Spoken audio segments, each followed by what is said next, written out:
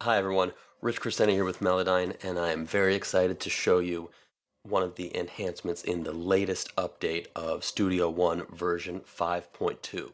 So let's dive in and take a quick look.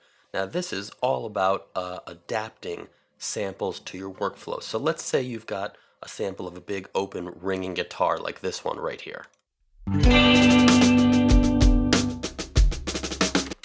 Okay, now that sample was not originally part of this song, but I like it and I want to adapt it to this song and make it a valuable part of the song.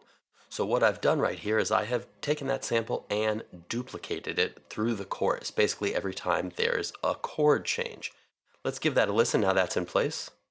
Call me a rebel, call me a hellion. I'm just a prime for the whiskey rebellion.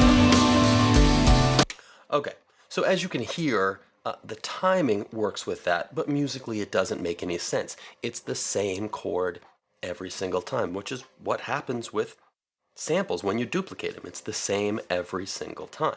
Now with Melodyne, we can go in and edit polyphonic audio, but with previous versions of Studio One, whenever you would duplicate a sample, they would have what's called shared copy behavior. So any edits to one would happen to all of them, right? If I pull this up, every single one of these is edited. However, with the latest enhancement, version 5.2, we now have the ability to separate shared copies, and it's very easy, right? So all I need to do is select all of these duplicate samples I put in right here, right-click on them, come on down and choose Separate Shared Copies, and now what we get is individual copy behavior. So now if I want to edit one note, it doesn't edit all of the others.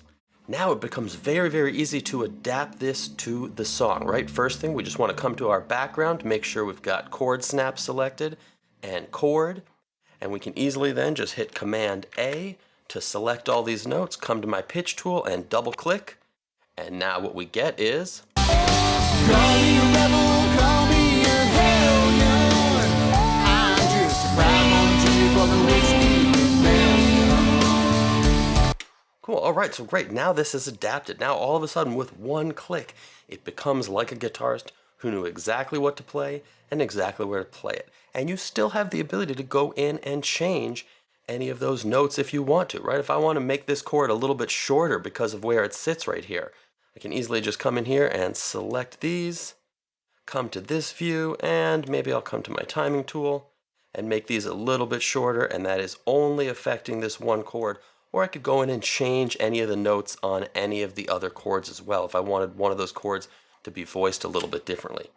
This is a very exciting and easy to use tool that allows you to adapt samples. If you like using samples and getting creative with them, you should definitely check this out. I've made some longer videos that goes into more detail about how I did this and the exact workflow that I went through. Make sure to check them out. Thanks a lot. Have a great night.